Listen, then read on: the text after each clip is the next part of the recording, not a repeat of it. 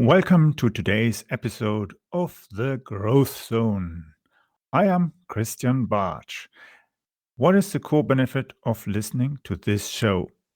Business leaders in corporate and privately held companies gain insights into trends and strategies that provide them with a competitive advantage in the marketplace. Each episode focuses on areas such as marketing, sales, innovation, or funding that is absolutely critical to the growth of companies, whether they are startups or corporate global players. Where management needs to juggle the challenges of market entries or knowing how to navigate the uncertainty of disruptive developments, mind feeding is where clarity evolves and helps solving organizational challenges. For those who listen to the entire episode, I have a special surprise gift. I'm also working on some great guests that are industry leaders in management, innovation, and marketing. And we will be talking in the future much more about the important trends that are affecting the way we manage our companies in the demand to being sustainable, more environmentally and socially friendly, and becoming more empathic leaders. So, let's get started on today's topic.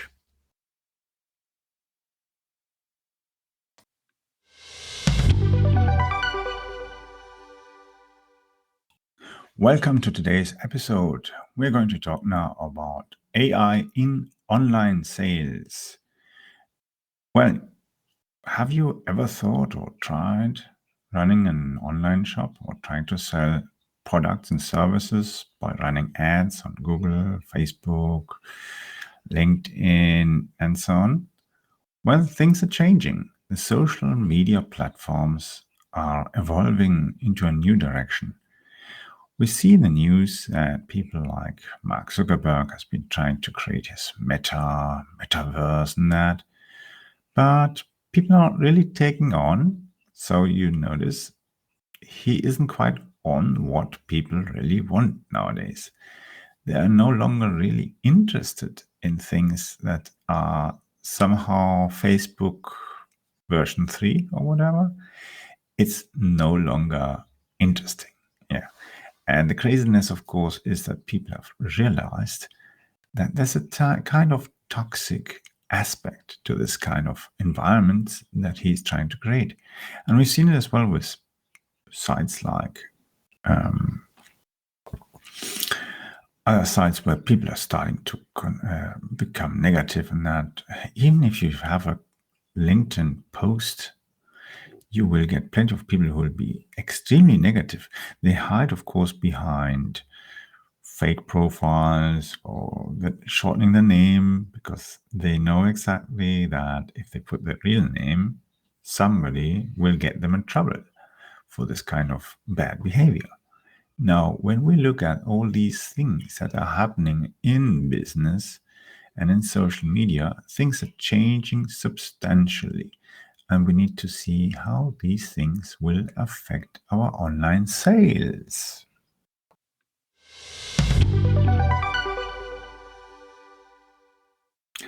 So, since these platforms are going away, and we see, of course, platforms like Twitter suddenly going much more stronger, at the same time as well very controversial, then we are going to see that things are changing. There's a huge discussion about algorithms, which are on all those platforms. So we understand that people are changing things and behaviors. It's like having suddenly a cat. Yeah, so I have here with me my cat, and she's hopping around and playing with a squishy mouse. Now, think about that. The same thing happens with people that they have decided to change their way of living and their way of acting and doing things. And it changes, of course, their natural habits. And this means as well for the generations. Different generations have different kind of habits and interests and different kind of living ways. Now that affects ourselves as well. Like I'm moving around here, and people are moving around as well somewhere else. But at the same time, we want, at the end of the day, to have generated revenue. And that's how things change and adapt. Now, how about trying to do this at a light speed? That's where maybe and hopefully artificial intelligence would help us drive online sales upwards. Now, there are different kind of behaviors based on the people who you're trying to sell to, and also based on the products or services that you're offering, and of course the price. So certain kind of products you can sell, for instance, to enterprise clients as well online. And certain products you just have to do an enterprise face-to-face sales or remote sales activity, but not like an online shop. As an example, I just ordered a Dell notebook online. I didn't need to go and call somebody at Dell. At the same time, I could go and order some other kind of service from another company. But if I want to have some kind of enterprise service, I will order it through my contact, my salesperson at a certain company who supplies me these things. Because I might have quite some complicated questions where it's not that easy, like simply ordering a notebook. Yeah. Or whether I order a MacBook, doesn't matter. That's quite easy to do. But if you need to have network or direct Ethernet networks and other kind of stuff, you need somebody who can help you. Now, that's like a product or a service. So what does AI do for us? AI looks at information. It tries to learn, so machine learning, and understand what's actually happening in our environment. So we see what people are buying, what products maybe takes longer to sell, but generates maybe more revenue, what kind of activities that we have provided or done online, and how people react to it. And that's where we can see if there are ways to optimize our revenue by either offering lower prices, offering maybe add-ons that make people more willing to buy, or even changing some kind of basic things like the color palette of our website, as well when we offer, if we offer any add-ons, goodies, discounts, or even advantages like, for instance, an upgrade to a bonus service package where people might say, well, the extra few bucks plus the benefits, I'm willing to buy that and pay that. And people then actually notice that's going to be a better solution to their needs than not having it. Because maybe as well a competitor doesn't offer that. So we actually can realize that we can make a system not only tell us what our opportunities and potentials are in sales, but as well even eventually let it adapt the sales experience of a buyer to his personality type. Yeah. So if we notice, let's say 50 people of a certain kind of profile buy more if we do this and this, then the system, the AI, will be clever enough to adapt to that. And if there's another group of 50 people who usually do something different because they have other personality, but they will buy more if we do that and that, then we can adapt that. So, which realizes that AI is not only able to understand what's happening over time, but as well do more than just generating data and interpreting, but actually taking action and helping us drive sales up. Because in a normal human situation, the salesperson who's experienced, he will notice if the buyer is doing certain things, and he knows that if this kind of situation, he can do this and this, and the buyer will be more likely to buy, sign the contract, and buy and keep as well the product. Because one of the biggest problems, whether it's in online sales or in normal offline sales, buyer's remorse doesn't just happen with consumers. It happens as well with companies whether it's small businesses, medium size, or corporations. The same thing can happen if you do not have your sales process and sales relationship under control. So you have to put an extra effort. Now, looking at AI, realized now that we can use it to gather data, interpret it, and even influence and adapt, of course, the situation for the buyer, who we understand that has a certain kind of behavior. If we do certain things, it leads to us having a higher revenue or even higher profit. Now, we can even then do the second sale, which means the person, let's say, has ordered a notebook. The second sale would be to offer them a memory upgrade or offer them something extra. Well, it has to be of an advantage because, like, offering notebook bags might be for somebody interesting and willing, but somebody else might not fancy these bags that they offer, or these notebook rucksacks and so on, backpacks. So you have to understand, maybe there's something different. There's maybe a reason why they picked a certain item. So, as an example, I picked 8 gigabytes RAM. Why? Well, 8 gigabyte would be sufficient, but I was smart enough to find out that I can get, so crucial, I can get more memory for a better price. Now, the thing is, it's not Dell's issue that the memory is too expensive. They're offering, of course, a price that is stable. At the same time, if I order too late from somebody, the memory upgrade, I might pay more. Of course, so it's a certain kind of risk. It's the same time like a cat waiting to jump on its prey, and if it's too late, too slow, the mouse will have run away, and it goes empty home. Yeah, so that's the things that we need to see. How can we increase? How can we understand why somebody is choosing something?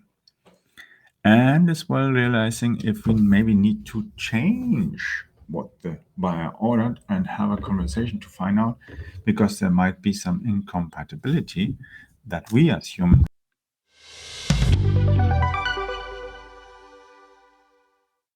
And therefore we need to realize that things might happen. Like just now, I was recording my episode, and what does my cat do? She walks across my keyboard and stops my recording. Oh, I was in a nice flow. Now, yesterday I booked flights with Lufthansa, and what happened? Well, I pressed the wrong button. Hey, it wasn't my intention.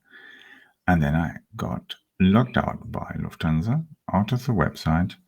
I tried to log in, got immediately logged out. I think I tried 5 times. Then I gave up. Of course, I wanted to have those flights. In the end, I decided I'd go and have an espresso, come back, close the browser again, log in again. It worked, selected the flights, selected the seats, everything I wanted, booked it and ordered. And it worked. But not every person has that patience. Sometimes the people just are fed up and move on to the competition and order there. So it would have been like if I hadn't decided to order Dell, could have gone and ordered a Mac or a Fujitsu or an Asus notebook or whatever. Doesn't matter. If something had gone wrong, I could have gone. But luckily enough, I had stored the product already and decided to pick. And of course, considering, do I add this on or do I remove it and so on? So things I wanted to have. And that's how it gets. We go and make these choices and get the product delivered. Now, thinking of AI. So how can an AI understand as well these hiccups that might happen in the process? Yeah, notice, the user suddenly went offline. Oh, it could be any kind of reason. A cat walking over the keyboard, pressing the wrong button, your dog biting a cable, pulling the cable out, no power, or loss of internet access. Something can happen. Can always happen. Yeah, things can happen, mishaps. you accidentally drop water over your keyboard, anything can happen in life. Accidents happen everywhere. Now, looking at AI, can it really understand these things? Over time, it will understand. And that's the great thing. There are many ways of doing this. And when you look at bigger companies, they are using AI in many areas. It's not just online sales. Look at Tesla, they're using AI in combination with neural networks. So neural networks in the end are like AI version 4 or version 5, you could say, because it's a combination of AI, programming, very smart computer technology combined to have maximum capacity and processing capability with lower energy costs, usage, storage, and so on, which is a very clever way of doing these things. And other companies are doing the same thing. Look at Amazon. Amazon Web Services has a lot of services for small to large companies. And whether you have a website running, your phone system like 3CX, or you have a website running on it, a service, your help desk tool, a CRM system, it doesn't matter, or your own personal SaaS product that you have developed in your company, you can run on Amazon Web Services. The same you can do, of course, with Google Cloud. Yeah, there are plenty as well of cloud service providers like Telecom and Vodafone and many other companies around the world who offer to the local clients as well, kind of private or public clouds. Now, AI is a great tool to do, and you can do a lot of stuff with that. Now, looking at online sales, where we actually started the conversation today, we want to drive sales up. And in order to do that and keep this episode short, we will look in the next episodes into further detail how to combine it as well with online marketing.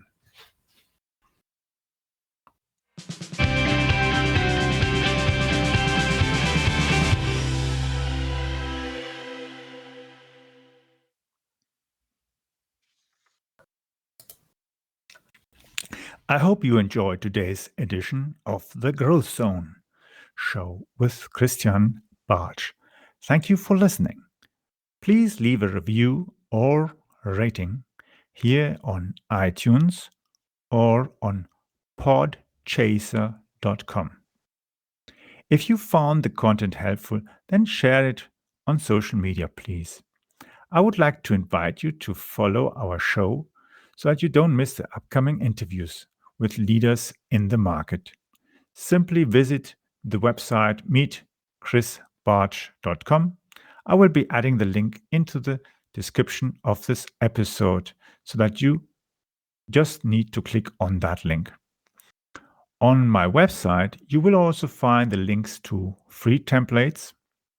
If you're looking for the books I have published on marketing, innovative technology, and sustainable business strategies, just simply click on publication to find my book list. The world is constantly changing in response to trends and events. As a business leader, you need to bypass the sandbanks that can hurt your performance. For those of you who are signing up to follow the show, I have reserved a few copies of my ultimate guide on content marketing and an ESG compliant cheat sheet. This is the strategy that got me top corporate clients like McDonald's, Linde, Hewlett-Packard, Deutsche Bank, Volvo, and many others. That strategy has been working for over 10 years and also got me contacts with police, transport authorities, military, and several universities, and even leading research institutes. For sure, it also worked wonders as it got me many small, medium-sized enterprises and international clients around the world. The link to sign up to our free broadcasting service and the guide is at meetchrisbartsch.com. chrisbarch.com. That will give you access to the most recent versions of my ultimate guide on content marketing. You can follow me on Twitter by using the Twitter handle capbarch. It's spelled CAPBARTSCH. Yes, that is CAP Barch, or spelled Charlie Alpha Papa Bravo Alpha Romeo Tango Sierra Charlie Hotel.